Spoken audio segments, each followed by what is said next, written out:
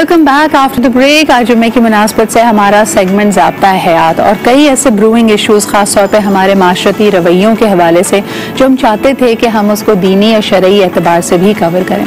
मिसाल के तौर पे आज की ज़िंदगी का बड़ा अहम पहलू बन गया है हमारी इंटरनेट और हमारी सोशल मीडिया पे हमारी ज़िंदगी, जिसमें हम एक तरह से अपने होने का एहसास दिलाते हैं। अपनी ज़िंदगी के तमाम ही एस्पेक्ट्स की तस्वीर, हमारे ख्यालात, हम किस तरह ज़िंदगी गुजारते हैं, हम किस चीज़ को सही या गलत गर्दानते हैं, उसके बारे में प्रचार करते हैं। लेकिन अब बड़ी नेगेटिव किस्म के जो ट्रेंड्स हमारे सामने आ रहे हैं वो ये है कि किसी की भी इज्जत, किसी की भी रेपुटेशन अब हमसे महफूज नहीं है। प्राइवेसी वायलेशंस होती हैं, लोगों की प्राइवेट लाइफ को उजागर किया जाता है, वायरल कर जाता है, लीक्ड वीडियोस होती हैं और फिर एक सवाल खड़ा किया जाता है कि देखिए जी ये ज़ाती ज़िंदगी में ये लोग ऐसे हैं, जो बात ये कर रहे हैं वो शायद एक खोल उठाकर लेके आए हैं।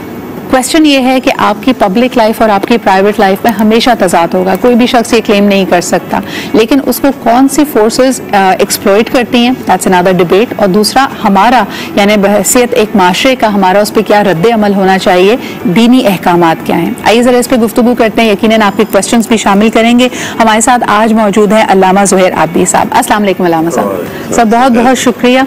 सब मुझे बताएं कि वैसे तो हम पर्देदारी की बात करते हैं, शर्म हया की बात करते हैं, आंख में शर्म होनी चाहिए।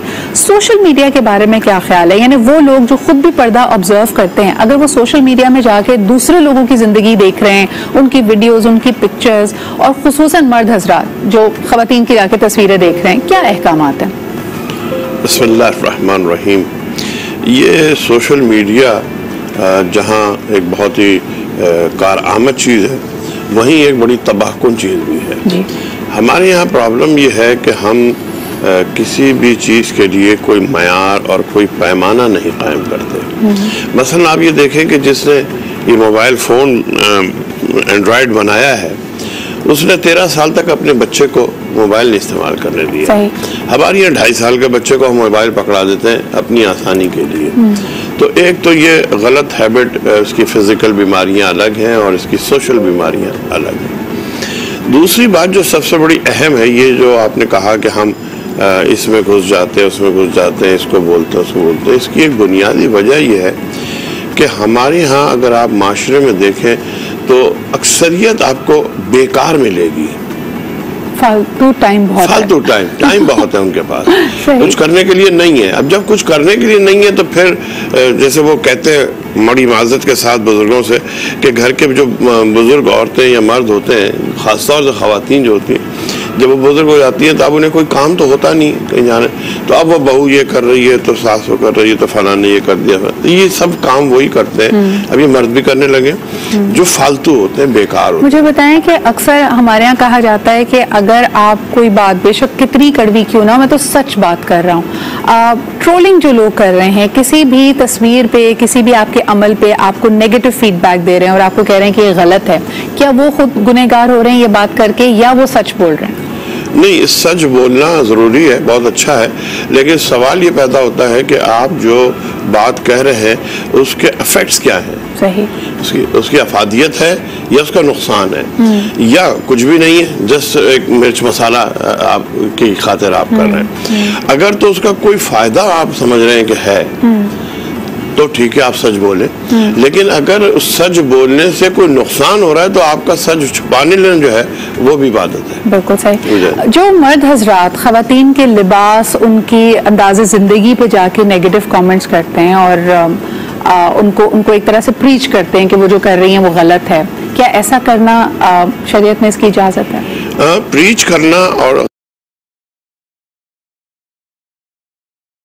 गैर शरई काम से रोकना बिल्कुल जायज़ है, लेकिन वही बात है, शरीयत भी कहती है कि अम्र बिल मारूफ व नही अनिल मुनकर वहाँ किया जाए जहाँ आप ये समझते हो कि आपकी बात असर रखती है। सही।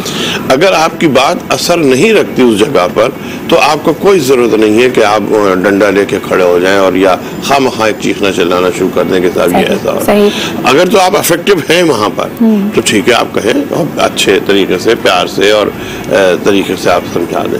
लेकिन जिस माशरे में आप रह रहे हैं वहाँ बिलावजह किसी के ऊपर तनकीद करने और उसका कोई हासिल उसूल ना हो तो ये आप चौधरी बनने की कोशिश ना करें, इस्लाम इससे मना करता है। उन लोगों के बारे में क्या कहेंगे जो नामालूम हैं, जिनकी ना हमें शक्लें पता है ना उनकी शनाख्त पता है, जो लोगों की प्राइवेट वीडियोस को लीक करते हैं?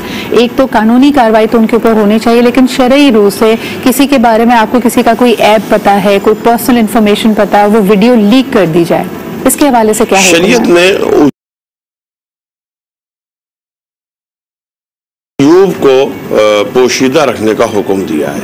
अगर आप किसी के ज़ाती पर्सनल यूब से आगाह हो जाएं किसी सूरत, तो शरीयत कहती है कि आप इसको पोशीदा रखें, छुपाएं, इसको आश्कारा ना करें। और जो किसी बंदे के यूब को छुपाएगा, परवरदिगार कहता है मैं रोज़ महशर उसके गुनाहों को छुपाऊंगा, उसको रोज़ महशर शर्मिंदा नहीं होने। अच्छा अलामा साहब, हो सकता है ओरिजिनल से ना किया, यानी आपने किसी की वीडियो लीक नहीं की है, लेकिन शरीयतन हमें क्या हुक्म है अगर इस तरह का कोई भी मवाद, कोई वीडियो अगर आपके पास व्हाट्सएप तक या इंटरनेट के थ्रू पहुंचती है? कई लोग समझते हैं कि जी हमने तो नहीं की,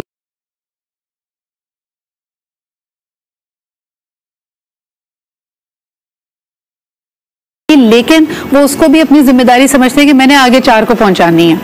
सबसे पहली बात तो ये कि खुद कुरान की आयत है कि जब तुम्हारे पास कोई खबर आए तो पहले उसकी तस्दीक कर लो। सबसे पहले तो तस्दीक, क्योंकि ये सोशल मीडिया पे जितना झूठ और जितनी बनावट और हेरा फेरी हो रही है, मैं समझता हूँ कि शायद ज़िंदगी में मैंने कभी किसी कौम के बारे में इतनी हेरा फेरी नहीं देखी। हर चीज़ को चेंज कर दिया जाता है, लफ्ज़ों को जोड़ के बना दिया जाता है, इधर का टुकड़ा निकाल के उधर का टुकड़ा निकाल के। तो सबसे पहली चीज़ तो यह है कि इसकी तस्दीक कर ली जाए कि क्या सच है या नहीं। फिर दूसरी बात वही आ जाती है कि जो आप आगे इसको बढ़ा रहे हैं, तो आपके मकासद क्या है बढ़ाने के, क्यों बढ़ा रहे हैं? आपके उस वीडियो को किसी की जाती उसको बढ़ाने से आपको या माशरे को क्या बेनिफिट मिलेगा? बिल्कुल सही। ज़ोहैर साहब, एक आखिरी सवाल कि जिस तरह पहले हम कहते थे और आज भी अनफॉर्चुनेटली ये फरसुदा रिवायत काम है कि हम समझते हैं कि घर की चारदीवारी के बाहर बच्चियों के लिए माशरा या ज़माना महफूज नहीं है, और हमने तभी उनके लिए स्कूल और पढ़ाई के तालीम के रास्ते भी बंद रखे। अब एक और नई सिचुएशन हमारे सामने है कि पाकिस्तान के टोटल अगर मोबाइल यूजर्स को देखा जाए तो सिर्फ 18 से 20% खवातीन हैं, यानी बच्चियों को इंटरनेट की या कंप्यूटर की या डिवाइस की फैसिलिटी नहीं दी जाती, ये सोचकर कि वो बिगड़ जाएंगी। इस पर आपका क्या मौक़िफ़ होगा? असल में ये मसला जो है वो इसका ताल्लुक तरबियत से है, और हमारी यहाँ एक बड़ी प्रॉब्लम ये है कि हम अपने बच्चों को इंडिपेंडेंट नहीं बनाते, थिंकर नहीं बनाते। हम कहते हैं बस ये तुमने नहीं करना है। जब आप किसी भी बच्चे को, मर्द हो या औरत हो, बच्चा लड़का हो या लड़की हो, जब आप बाय फोर्स किसी चीज से रोकते हैं तो उसमें मजीद तजस्सुस पैदा होता है कि जी मैंने करना है। सही। इंस्टेंट इसके बजाय आप अगर बच्चे को ये बताएं कि बेटा इसके ये नुकसानात हैं, या कुछ पाबंदियां लगाएं कि आपने कहा कि रात 9 बजे के बाद आपने डिवाइस वापस कर देनी है, क्योंकि उससे पहले तो आपने कुछ प्रोडक्टिव काम किया होगा, उसके बाद आपने सिर्फ कोई अनप्रोडक्टिव काम करने। सो नजर रखना, तरबियत देना, ये आपका काम है। कोई भी डिवाइस या टूल खराब नहीं होता, और बच्चियों को प्रोटेक्ट करने के, उनकी अच्छी बेहतर तरबियत करने के और बहुत सारे अंदाज हैं। बहुत बहुत शुक्रिया ज़ोहैर साहब हमारे साथ मौजूद होने के लिए। शॉर्ट एंड स्वीट सेगमेंट होता है, कुछ आपके सवाल हमारे पास ऑलरेडी आए हुए थे, लेकिन अगर आपके पास ऐसा कोई मवाद, किसी की कोई पर्सनल इंफॉर्मेशन पहुंचे तो उस पर कमेंट कर उसको आगे बढ़ाकर अपने आप को गुनहगार ना करें। लोगों के माशरे में जो अयूब है उनको छुपाइए और नफरत अंगेजी से बाज रहिए। इसी पैगाम के साथ एक छोटा सा break, will be right back.